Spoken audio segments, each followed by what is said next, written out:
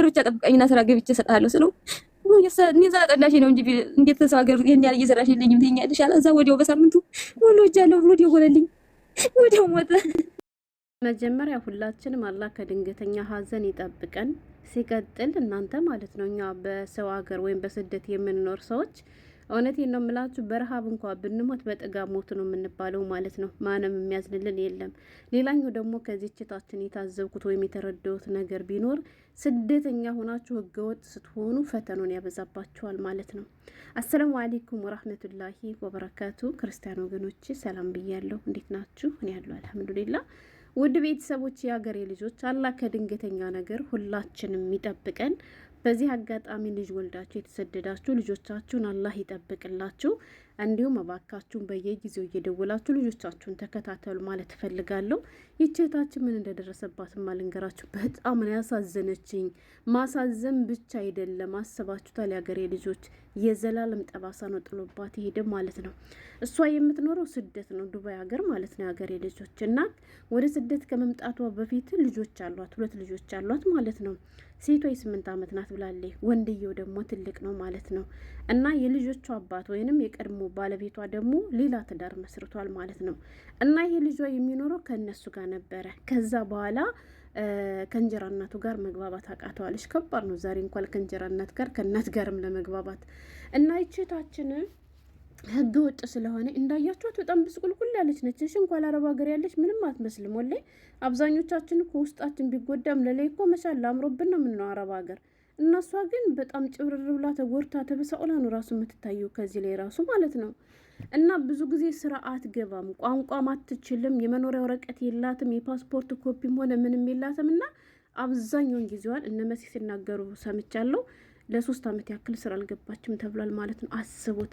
እሷ ደግሞ በቃ 2 ወርም 3 ወርም 6 ወርም በተከታታይ ያለ ስራ ትቀመጣለች። ጭንቀቱ ራሱ እንዴት ነው የሚያኖራት?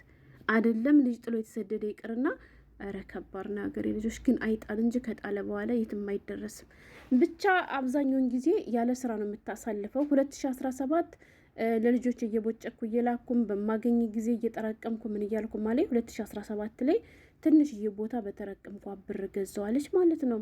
ከዛ በኋላ ቦታ እንደገዛች ወዲውን ልጇ ብር ላኪልኝ አለኛለች ማለት ነው። ብር ላኪልኝ ሲለኝ እኔ እኮ ቦታ ገዝቻለሁ ብር የለኝም ጠብቀኝና ሰርች እሰጥሃለሁ አልኩታለች ማለት ነው። ከዛ ልጇን እንደዚያ እንዳለችው ቦታውን ደግሞ እንደገዛች ለ6 ወር ያክል ስራ ሳትገባ ቆየች። አንዳንዴ ግን አይጣል ነው። እሺ ችግር በራሱ ይደራረብባቸዋል። ከዛ ያለ ስራ ቆየች ማለት ነው። 6 ወር ሙሉ ስራ ሳልገባ ቆየዋለች። ከዛ 6 ወር ያለ ስራ እንደቆየች ልጁ አሁንም ደወለና በቃ እኔ ወጥቻለሁ ከዚያ ቤት፣ ስልክም ግዢልኝ፣ ቤት ተከራይልኝ፣ የምበለው ነገርም አመቻችልኝ አለኛለች ማለት ነው።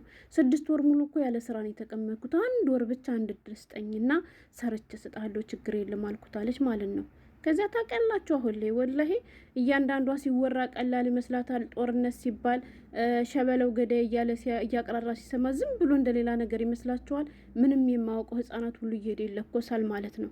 ከዚያ በኋላ እሷ እንደዚያ ስትለው እንዳልኳችሁ እኛ የአረብ ሀገር ወይም በስደት ያለን ሰዎች በረሃብ እንኳ ብንሞት ጠግቦ ነው የሞት ነው የምንባል ያልኳችሁ እዚህ ላይ ነው።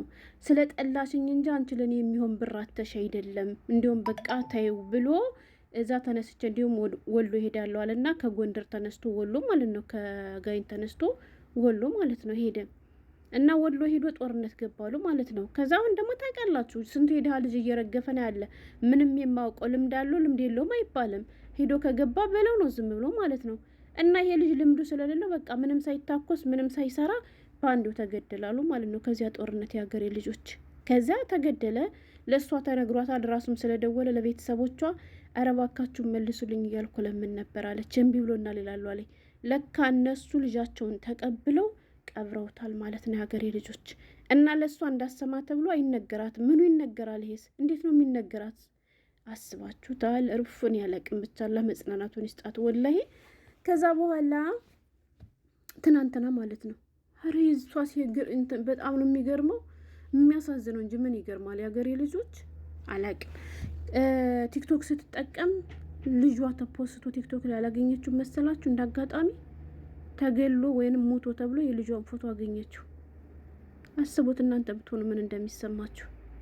እና በቃ አሁን ከዛ በኋላ የተከራየችባት ሴትዮ ወደ ሶሻል ሚዲያ ይዛት መጣችና ምንም ነገር የላትም፣ ያለ ስራን የተቀመጠች፣ ብር የላት፣ ወረቀት የላት፣ ፓስፖርት የላት፣ ሀዘን ላይ ናት። እና አሁን ወደ ሀገር የመሄድ ፈልጋለሁ ብላ ብታት ማለት ነው ስታሳዝን ስታለቅስ። ወላይ ግን ደግሞ ምናለች መሰላችሁ ከመሞቱ በፊት ራሱ ከሄደበት ጀምሯ ላይ በፌስቡክም በዩቱብም እየገባ ላይ ስለ ፋኖ የሚፖስተውን ነገር አያለው ላይ ምክንያቱም ልጇ ከዚያ ስለገባ ይችን ነገር የደረሰባት ሰው ያውቃታል ማለት ነው። ሀገሬ ልጆች እኔ 2021 በፈረንጆች አቆጣጠር ወንድሜን የሚዶቤ ነበርና ማለት ነው። ይህንም ልክ እንደሷ ነው። ገብቷቸዋል። እንደሷ ነው ስላችሁ አላህዬ ግን አላቅም። አሁን እሱ አስቡት ጸጸቱ እንዴት እንደምችለው ምን ተበድሬ በሰጠሁት ምን ቦታውን ሽጬ በሰጠሁት ምን እንዲህ አድርጌ ነበር እኔ ያላቅም ማለት ነው። እንዴት እንደምትጸጸት አስቡት። ይሄን ብላችሁ የቻልኩት እኔ በራሴ ወንድሜ ባጃጅ ካልገዛሽልኝ ሲለኝ አልገዛም አልኩት። ግን ያልገዛም ያልኩት በምክንያት ነበረ። ግን እነሱ ደግሞ የእናንተን ችግር አይረዷቸውም፣ የራሳችሁን ብቻ ነው የሚያስቀድሙት። እና ባጃጅ ግዢልኝ ሲለኝ መጀመሪያ ሱቅ ካልከፈትሽልኝ ሲለኝ ሱቅ ከፈትኩለት። ከዛ በፊትማ ስፖርት ቤት አለ፣ ስፖርት ቤት ከፈትኩለት። ከዚያ ሱቅ ስከፍትለት ደግሞ እኔ ሴት ነኝ እንደ ሱቅ ላይ ተቀምጬ እሞላለና ተው። ከዛ ቤት እየሰራው ነበረ እና ቤት እየሰራው ባለበት ከመሬት ተነስቶ ባጃጅ ካልተገዛልኝ አልገዛም አልኩት። እኔ ደግሞ ማለት ነው እዛ አባቴ ይገዛለት ሲል እኔ ልግዛለት ሲል አባቴ አይሆንም አልኩት። ለምን ልክ ተጋብቼ ሁለት ስራ ቀይሮ መስራት ካልቻለ ባጃጅን ቢገዛለት አይሰራም ብዬ ማለት ነው።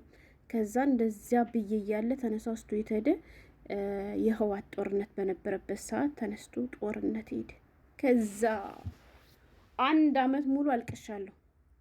1 አመት ሙሉ ማለት ነው።